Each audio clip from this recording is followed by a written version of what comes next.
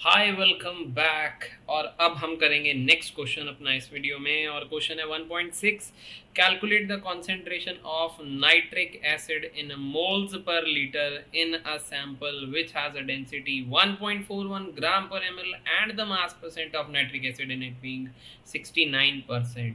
तो ये था क्वेश्चन आप पढ़ ही चुके होंगे, डाउट हुआ होगा तो आए होंगे। तो सीधा बढ़ते हैं आंसर पर। हमको यहाँ पर डेंसिटी दी है, मास परसेंट दिया है नाइट्रिक एसिड का, मास परसेंट दिया है, डेंसिटी दी है सॉल्यूशन की, और बोला है कंसेंट्रेशन ऑफ नाइट्रिक एसिड निकालो। तो कंसेंट्रेशन भी बोला है मोल्स पर लीटर में निकालो। मोल पर लीटर वाली कंसेंट्रेशन होती है मोलारिटी, तो आपको फाइंड आउट करनी है मोलारिटी इस क्वेश्चन में। तो इस क्वेश्चन का एक डायरेक्ट मेथड भी है, डायरेक्ट मेथड में आपको थोड़ी देर में बताऊंगा, ठीक है क्या है, उससे 1 मिनट में आंसर आ जाएगा। पर मैं आपको थोड़ा सा इलेबोरेटेड फॉर्म भी इसकी बताना चाहता हूँ। तो सबसे पहले आपको निकालनी है मोलारिटी। तो मोलारिटी का फॉर्मूला पता होना चाहिए, that is moles of solute upon volume of solution in litre. एक एक करके दोनों डाटा निकालते हैं। मोल्स कैसे निकालेंगे, given mass of solute upon में मॉलिक्यूलर मास ऑफ सोल्यूट, ये दोनों के सॉल्यूट के हैं। तो गिवन मास कितना है, गिवन मास मुझे दिया नहीं हुआ पर मुझे मास परसेंट दिए। तो 69% का मतलब क्या होता है, 69 gram of nitric acid in 100 gram solution. इसका मतलब ये होता है, इस तरीके से अगर लिखा हो ना 69% बाय मास, तो इसका मतलब होता है 69 gram of that thing in 100 gram of solution. ठीक है, तो 69 ग्राम गिवन मास हो गया। और मॉलिक्यूलर मास नाइट्रिक एसिड होता है HNO3, तो H का 1 + 14 + 16 × 3, दिस बिकम 63। ठीक है, तो मैंने लिख दिया 63, आप लोग ऐड कर लीजिएगा। तो मोल्स इसके जो बन रहे हैं वो बन रहे हैं 1.095 मोल्स।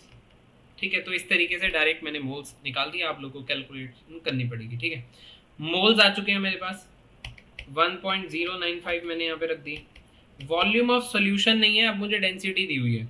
तो अगेन मैं आपको नेक्स्ट पेज पे ले चलता हूँ। डेंसिटी की अगर मैं बात करूँगा तो डेंसिटी का फॉर्मूला होता है मास अपॉन वॉल्यूम।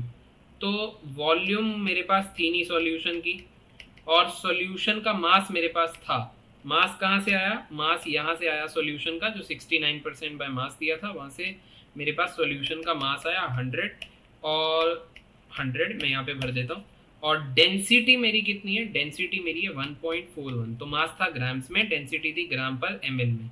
तो ग्राम से ग्राम कैंसिल हो जाएगा, ml इनवर्स ऊपर जाके ml हो जाएगा। तो यहाँ से आपके पास आएगा वॉल्यूम। तो वॉल्यूम आपका कितना आ रहा है, आपका करीब करीब आ रहा होगा वॉल्यूम 70.92 ml। मैंने डायरेक्ट कर दिया है, आप लोग कैलकुलेशन ज़रूर कीजिएगा। ठीक है, अब इसको लीटर में कन्वर्ट करना बिल्कुल भी मत भूलना, बिल्कुल भी मत भूलना। तो इसको हम पीछे कर देंगे लीटर में कन्वर्ट। ठीक है, तो ये ml में आया वॉल्यूम ऑफ सोल्यूशन, मोलारिटी के फॉर्मूले में पुट करेंगे, हमारा आंसर आता है 70.92 ml। तो इसको लीटर में करने के लिए इसको 1000 से क्या करना पड़ेगा, डिवाइड। तो 1000 का फैक्टर कहाँ चला जाएगा, ऊपर। तो आंसर आपका आएगा 15.44 मोलर के आसपास का। ठीक है, तो ये आंसर तो हमें डायरेक्ट ही ध्यान है, तो मैंने आपको बता दिया 15.44 मोलर, मोल पर लीटर।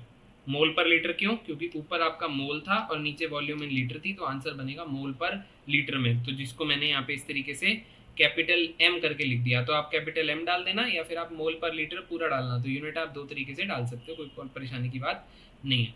अब मैं आपको बोला था कि मैं आपको एक डायरेक्ट फार्मूला भी बताऊंगा। तो डायरेक्ट फार्मूला के लिए आपको 3 बातें ध्यान रखनी है। अगर आपको क्वेश्चन में मोलारिटी, परसेंटेज बाय मास और डेंसिटी, इन 3 में से कोई भी 2 डाटा गिवन है और एक पूछा है, इन 3 में से कोई 2 डाटा गिवन है और एक पूछा है, तो आप ये फॉर्मूला लगा सकते हैं, molarity is equal to 10 × x, x वो परसेंटेज है जो आपको दी हुई है, into density upon molecular mass of solute. ये फॉर्मूला आप यूज कर सकते हैं। जैसे करके देख लें, मोलारिटी निकालनी थी, 69% दिया था, डेंसिटी 1.41 ग्राम पर ml में दी थी, मॉलिक्यूलर मास 63 था, तो ये भी आपका 15.44 मोलर ही बनेगा, मोल पर लीटर ही बनेगा। करके देख लेना। पर ये डायरेक्ट फॉर्मूला आप तब इस्तेमाल करना जब आपको ये याद हो कि मोलारिटी, परसेंटेज बाय मास और डेंसिटी।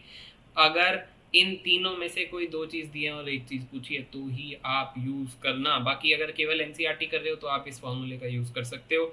हाँ, स्कूल के पेपर में थोड़ी सी गड़बड़ कई बार टीचर टू टीचर कर सकता है, बोले कि यार ये फार्मूला गलत है या फिर ये वाला फार्मूला मैंने बताया नहीं था, तो अकॉर्डिंग टू आप अपना देख लेना। नहीं तो कोई रिस्क नहीं लेना चाहते हो तो फिर इस तरीके से इलेबोरेट करके ही करना। और अगर अब तक भी बने हुए वीडियो के अंदर तो प्लीज़ इसको लाइक करते जाना और चैनल को तो सब्सक्राइब आपने करना ही है। एक कमेंट भी साथ साथ यार ज़रूर ड्रॉप कर देना, बहुत ही बढ़िया लगेगा। ठीक है, तो फिर मिलते हैं किसी नेक्स्ट आपकी प्रॉब्लम को सुलझाने में आपकी हेल्प करेंगे। Bye bye, take care, have a good day, thank you.